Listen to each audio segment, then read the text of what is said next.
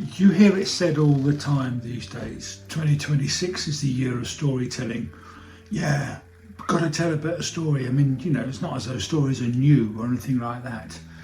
But this is what you hear all the influencers talking about. It's got to be stories.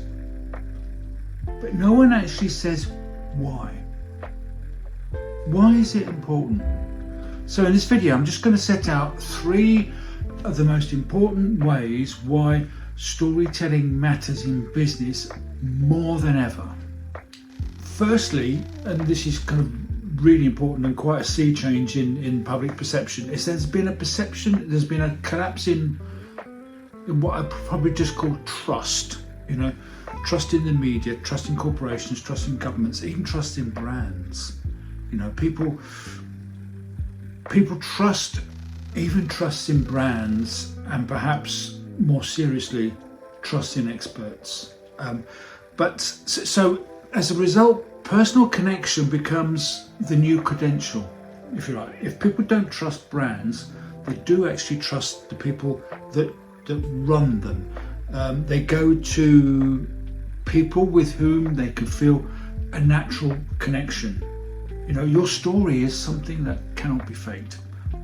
It's the only thing you've got which is truly irreplaceable and inimitable.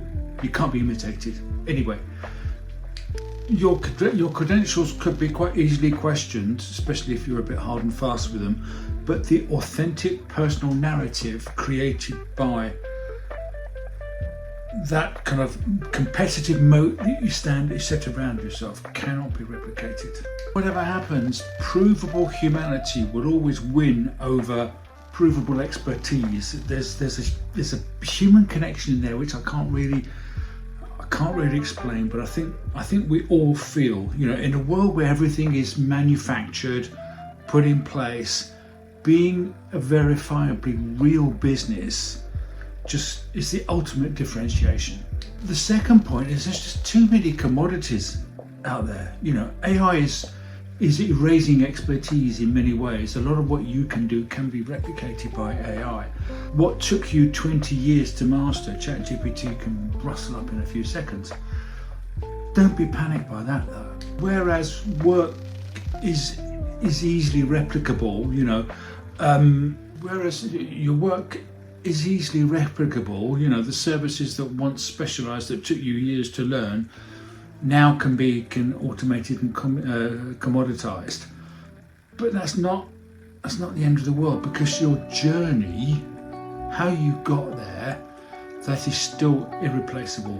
AI can't understand why you made that career choice, why the things that happened to you, the life events that happened to you over the years have affected and have conditioned what you do now and how you do now, how your relationships changed, how you relate to people over the years. So as such, your story becomes almost economic protection.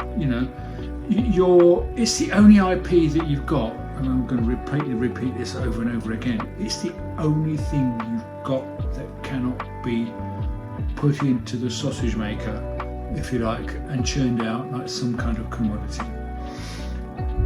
The more replicable your work is, the more valuable your story becomes. So as your actual services become commoditized, your unique path towards them becomes your primary asset. Lastly, and perhaps more importantly, that we're drowning in automated content. Every post is A/B tested within an inch of its life. Every headline is engineered for clicks. Every video is edited for retention.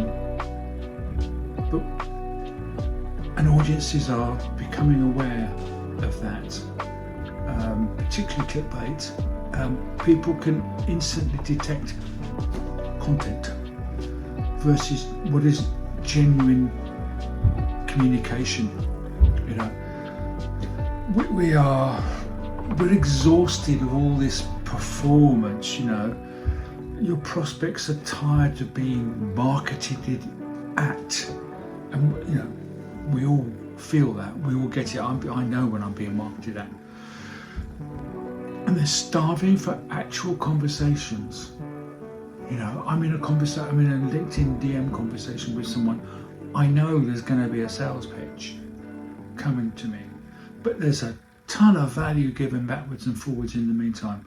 And it's almost endearing, to be quite frank.